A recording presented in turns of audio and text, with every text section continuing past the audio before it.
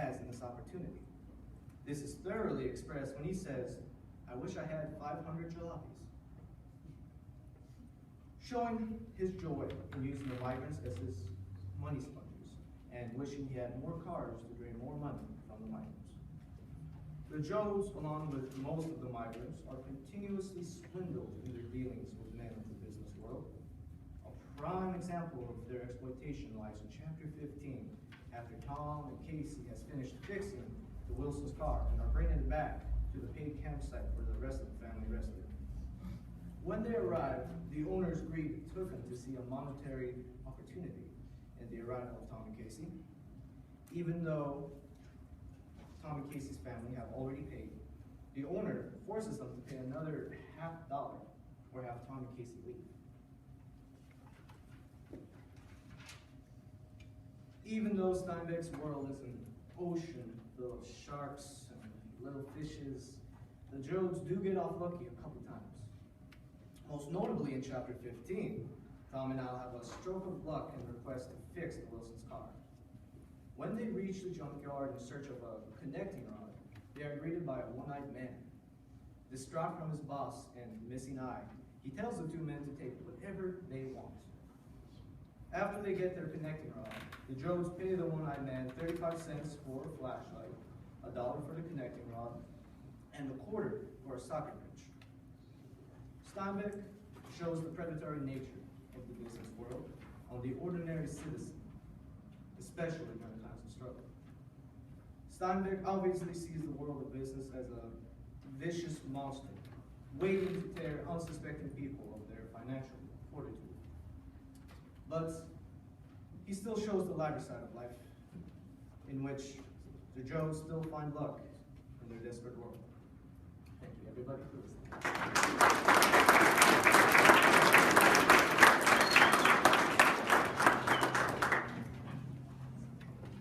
We come to where we have to make sure that our students have connection. And one thing, if you read Steinbeck, you know that Steinbeck was heavily influenced by Ralph Waldo Emerson. So Alejandro, when I read his paper, I just blown out the water. He's like, "Miss Murray, I get the concept of the oversoul. It makes sense to me." So I want him to make sense to you.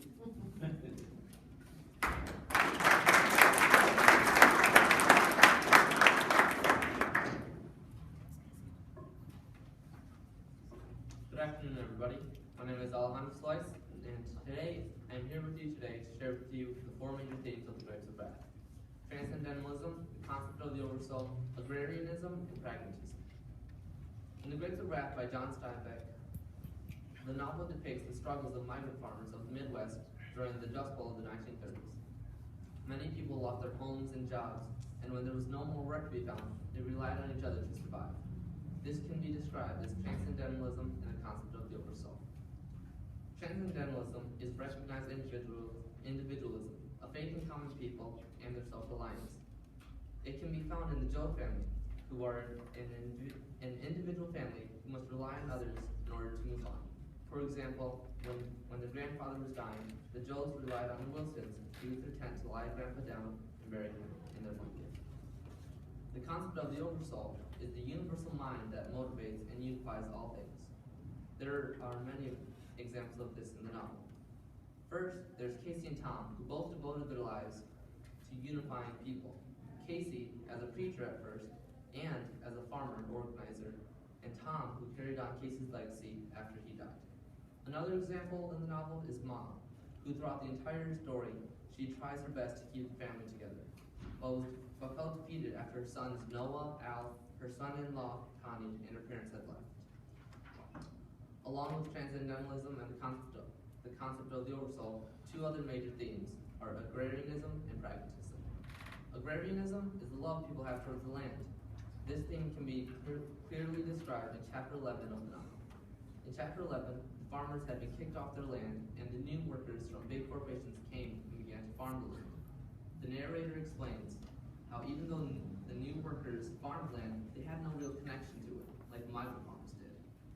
The new workers only came during the day, drove a tractor over the land, and left at the end of the day to go home. This separation of land and where the people worked causes people to lose real respect and love for the land. Pragmatism is the concept of seeing things as they are. And the character who expresses this is in the novel is Jim Casey. In the novel, Casey has spent most of his life as a preacher, teaching people the mysteries of the Lord, until he lost his faith in Christ and decided the real holiness could be found on earth among the people. After realizing his new philosophy, he began traveling around observing people as they lived, seeing them as they are. When Casey met up with the Job family, they traveled to California, and on their journey too, Casey saw many unfortunate men, women, and children, and decided he was going to do something about it. After getting separated from the Jobs, Casey took action and began organizing the farmers. Once again, there are four major themes in The Grapes of Wrath by John Steinbeck. First, transcendentalism, which can be expressed by the thousands of migrant farmers who united in order to survive. Second, the concept of the oversoul is demonstrated by the way Tom and Casey organized the migrant farmers and how Ma tried to keep the family together. Third, agrarianism is showed best in chapter 11, how the migrant farmers had true love and respect for the land, unlike the ignorant corporate farmers. Finally, pragmatism is expressed best through Jim Casey, who studied the holiness of people, contributed to him wanting to help others.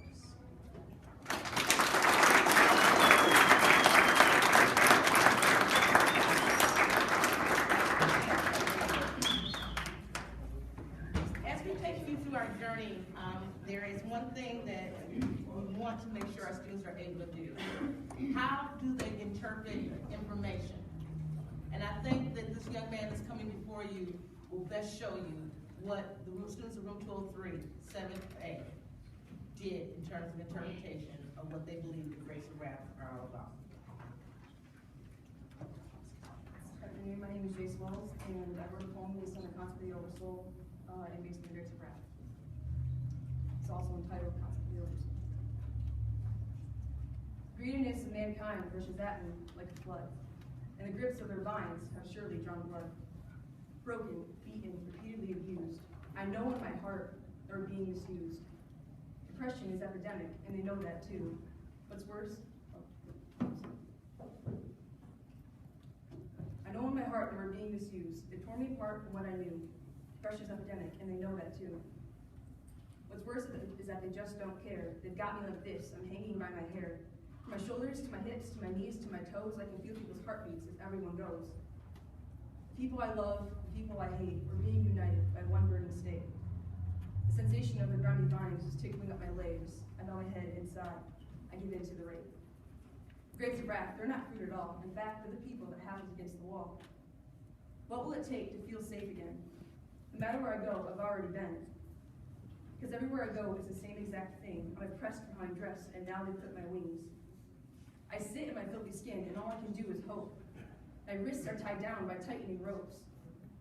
What kind of world in which I exist would allow this to happen? Quite frankly, I'm pissed.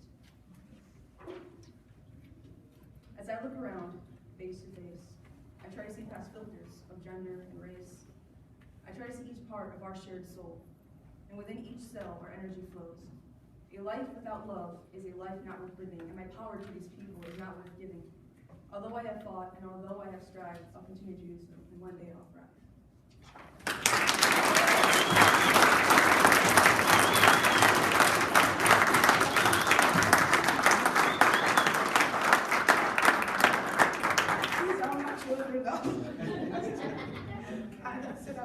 Okay, yeah, I'm sorry, Mama. Okay, our children.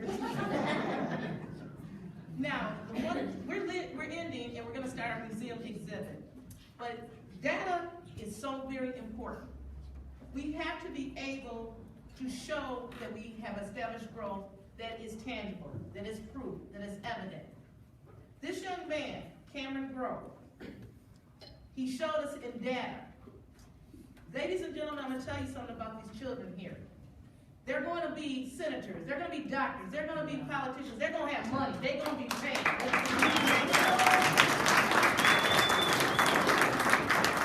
They don't take care of this person, as they say. Without further ado, Mr. Cameron Grove is going to come to you and discuss how he was able to take that ACT on and do what he did.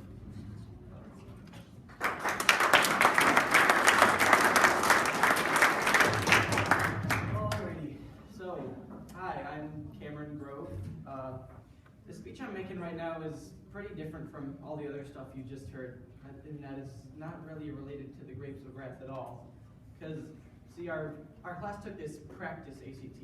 I mean, we're in 10th grade, so we don't take it till next year, but the practice ACT, I did pretty well on it. All right, no, I got an anecdote here. I almost got a perfect score on this thing, but I just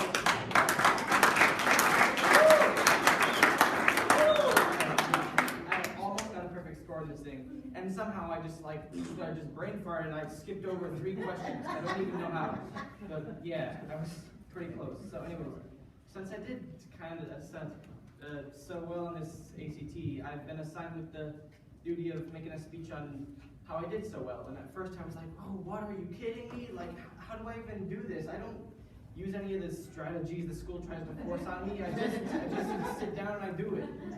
So I guess that's what I'm going to be talking about right now, is the art of just doing it.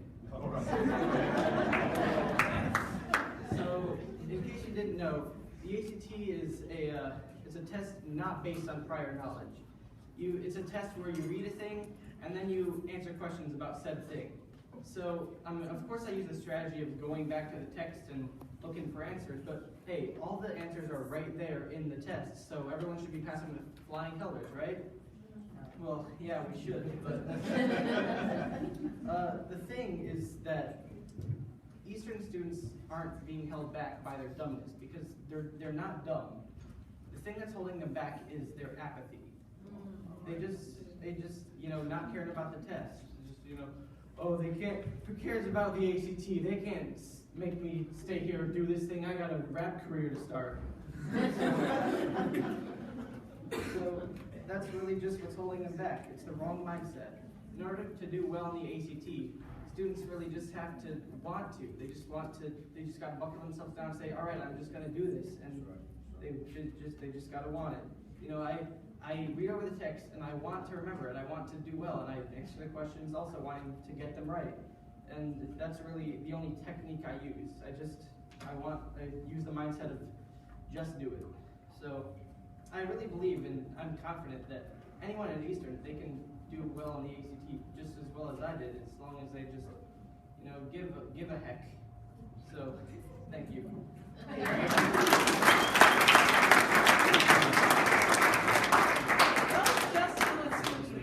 have to give that, because again, a lot of times we emphasize our young men, but there's a female here that I would be remiss, and I've said it over and over. Miss Elizabeth Rich, would you please come up here at this time?